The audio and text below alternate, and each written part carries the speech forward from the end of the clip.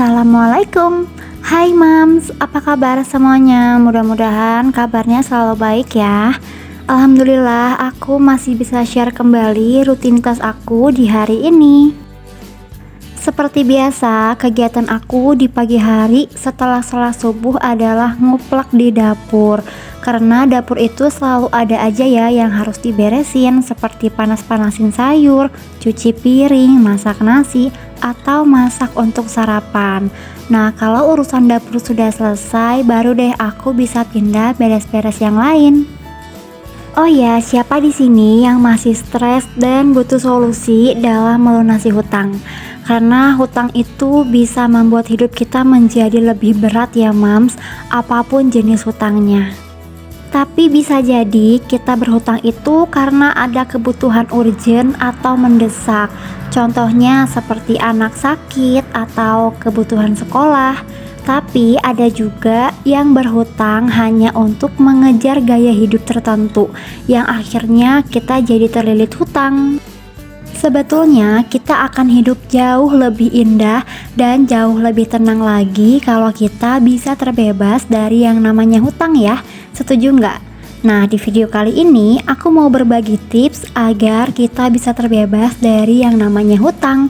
Mudah-mudahan bisa bermanfaat ya. Saat kita sudah terlilit hutang, kita nggak bisa ya bersikap bodoh amat atau nggak mau tahu dengan hutang-hutang kita. Karena dengan kita bersikap bodoh amat dan nggak mau tahu, semua utang-utang kita tidak akan selesai begitu aja ya Mams. Nah, tips yang pertama, kita harus tulis dan ingat-ingat kembali apa aja hutang-hutang kita selama ini. Kita hutang di mana aja, berapa bunganya. Kita perlu catat hutang dari yang nominalnya kecil sampai yang nominalnya besar. Memang berat ya Mams untuk kita bisa mengakui bahwa kita punya masalah hutang, tapi kita tetap harus bisa menyadari berapa total pinjaman yang sudah kita pakai. Karena dengan begitu kita akan bisa mencari jalan ya, dan juga menemukan solusi bagaimana cara menyelesaikannya. Kita juga harus pinter-pinter lagi ya Mams dalam mengelola keuangan dan juga mengatur metode pembayaran hutang. Kita juga perlu disiplin pada budget yang sudah kita tentukan, dan kita juga perlu memotivasi diri kita sendiri agar kita jangan lagi deh menambah hutang lagi, dan kita harus selalu berusaha melunasi hutang-hutang kita. Motivasinya Mams bisa dapatkan di internet ya, pasti banyak banget. Mudah-mudahan setelah kita baca-baca motivasi seputar melunasi hutang, maka kita akan lebih semangat bekerja keras untuk melunasi hutang-hutangnya. Nah, kalau hutang kita sudah terlalu banyak, maka kita bisa lunasi hutang kita itu dari yang paling kecil dulu aja Mams, baru pelan-pelan naik sampai ke nominalnya yang paling besar. Tapi kalau Mams punya hutang yang berbunga, maka kita harus dahulukan dulu lunasi hutang yang berbunga supaya bunganya tidak semakin besar ya. Setelah tadi udah selesai beres-beres bagian dapur dan masak nasi juga, nah sekarang aku lanjut lagi nih Mams, mau nyetrika baju karena memang setrikaannya udah mulai menumpuk di keranjang. Biasanya kalau nyetrika baju itu aku selalu mulai dari atasan atau baju kaosnya Pak suami. Soalnya aku nyetrikanya itu selalu ditumpuk ya Mams, semua atasannya aku tumpuk jadi satu kayak gini supaya proses nyetrikanya itu bisa lebih cepat. Karena kalau udah ditumpuk kayak gini, aku cuma nyetrikanya itu di bagian belakang bajunya aja. Nah, kalau nyetrika baju, aku tuh memang agak ditumpuk ya Mams, tapi nggak terlalu banyak sih. Ya sekiranya udah banyak, baru deh aku mulai nyetrika. Soalnya kalau sedikit-sedikit nantinya tuh ke listrik jadi agak boros ya. Oke, aku lanjut lagi ke tips yang selanjutnya. Setelah kita sudah mencatat berapa total hutang kita, maka kita perlu membuat budgeting ya Mams. Artinya kita harus jujur dengan diri kita sendiri. Berapa sebenarnya penghasilan kita setiap bulan? dan berapa kira-kira budget yang harus kita sisihkan untuk pengeluaran sehari-hari. Kemudian berapa juga nih kira-kira budget yang harus kita sisihkan untuk membayar hutangnya. Nah, membuat budget itu sebetulnya mudah banget kok Mams. Yang susah itu adalah disiplin. Karena setelah kita membuat budgeting, maka kita perlu disiplin pada budget yang sudah kita buat. Jadi kita harus tahu persis ya Mams, kalau bisa dicatat sih kemana aja tuh uang kita yang pergi. Setiap uang yang kita keluarkan, kita juga perlu tahu ya perginya kemana.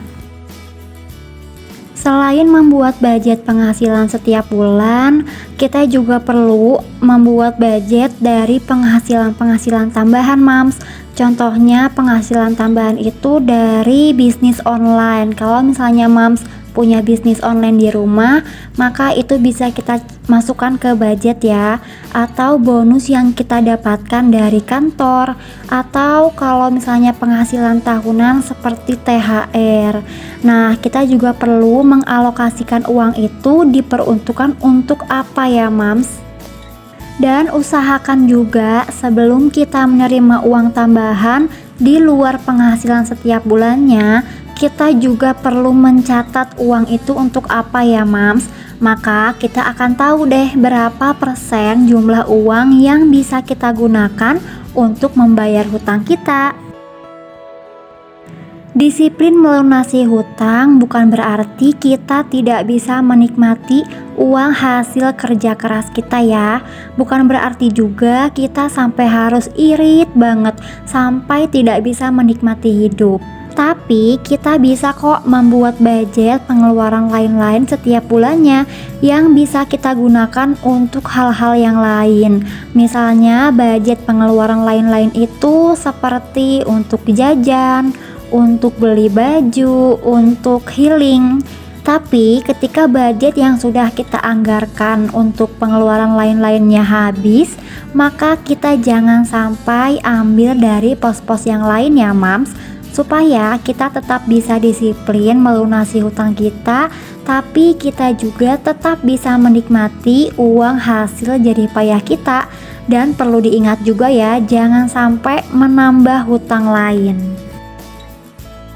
Kemudian kita juga perlu menurunkan pengeluaran yang sebenarnya kita nggak butuhkan ya Mams. Misalnya itu kalau kita berlangganan Netflix tapi kita jarang nonton film, kalau kita berlangganan wifi tapi kita jarang ada di rumah. Nah, kita harus cek lagi ya apa aja nih langganan-langganan yang setiap bulan harus dibayar tapi sebenarnya jarang kita gunakan.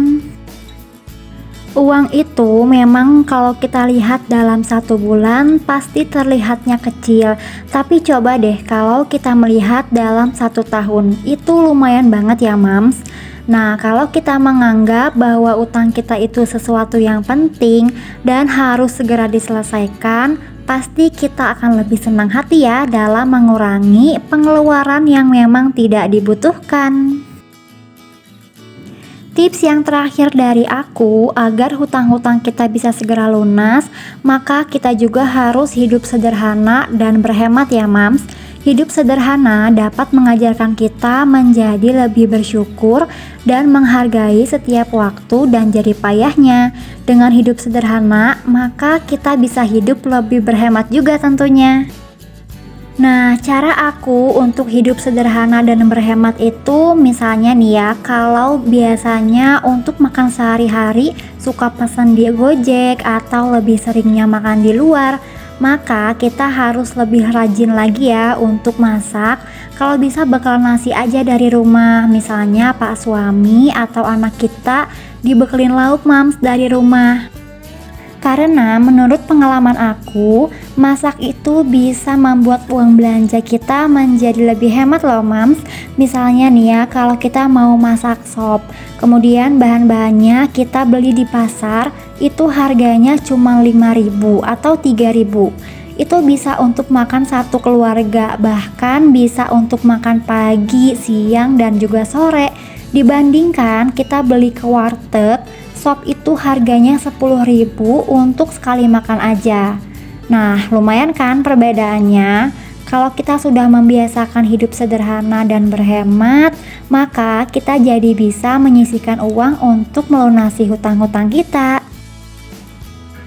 Hidup sederhana yang sudah aku terapkan, aku tuh biasanya untuk masak sehari-hari menunya sederhana aja setiap harinya, nggak ada yang spesial. Yang penting setiap harinya selalu ada lauk di dapur. Kemudian aku juga selalu menurunkan standar gaya hidup dan hanya fokus pada apa yang aku butuhkan, bukan yang aku inginkan.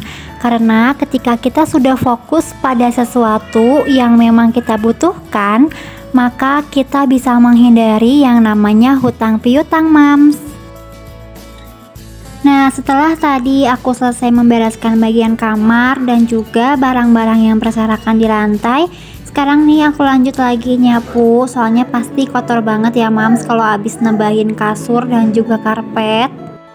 Apalagi kalau abis nebahin karpet, itu pasti rambut-rambut yang tadinya di karpet pada pindah deh ke lantai.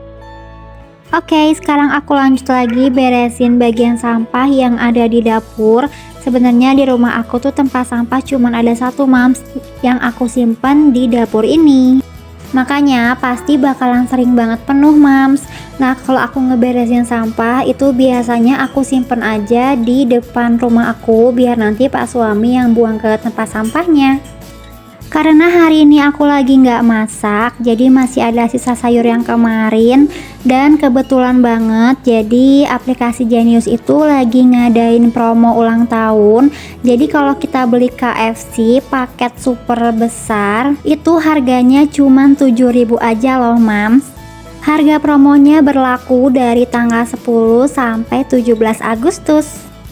Satu aplikasi Jenius cuman bisa untuk 1 kali transaksi ya. Nah, kebetulan aku dan Pak suami pakai Jenius, jadi kita bisa beli 2 paket KFC. Untuk pembayarannya kita tinggal scan aja QRIS-nya, kemudian langsung otomatis deh kepotong. Jadi kita bayarnya cuma 7.000 aja Mams. Oke, kayaknya video aku cukup sampai di sini aja ya. Wassalamualaikum warahmatullahi wabarakatuh.